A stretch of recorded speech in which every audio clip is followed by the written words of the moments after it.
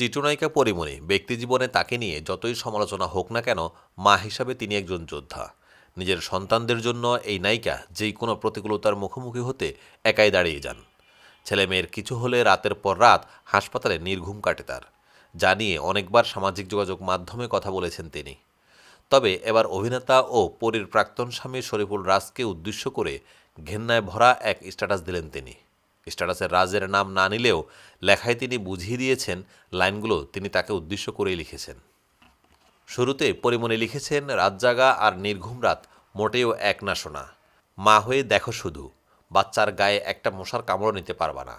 আর সেখানে বাচ্চার 104 ডিগ্রি জ্বর তো মায়ের দম বন্ধ হয়ে থাকার মতো।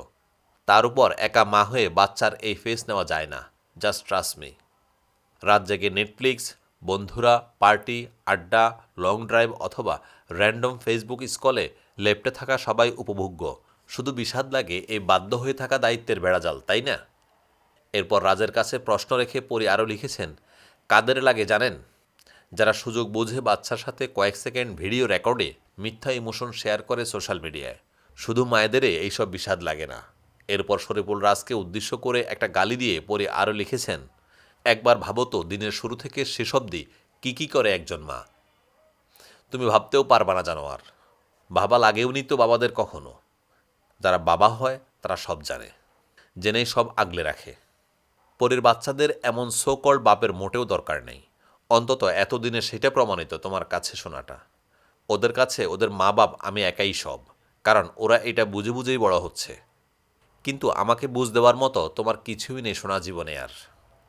পরের স্ট্যাটাসের শেষ ভাগে রাজের প্রতি ঘৃণা প্রকাশ করে লিখেছেন, আমি সব মাপ করলেও আজীবন আমার ঘেন্নায় তোমাকে বাঁচতে হবে সোনা। মরে গেলে তো বেঁচেই যেতা। হসপিটালের আপডেট যায় তো শোনা তোমার ফোনে। ওইসব দেখে অন্ধ হয়ে যাও না কেন তুমি?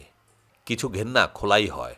2021 সালের 17ই অক্টোবর বিয়ে করেন চিত্রনায়িকা পরীমণি ও নায়ক শরীফুল রাজ।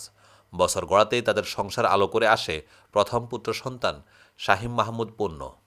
সন্তান জন্মলাভের 1 বছর পরেই বিচ্ছেদের পথে হাঁটেন রাজ পরী দম্পতি। এরপর থেকেই সন্তান নিয়ে একাই আছেন পরী।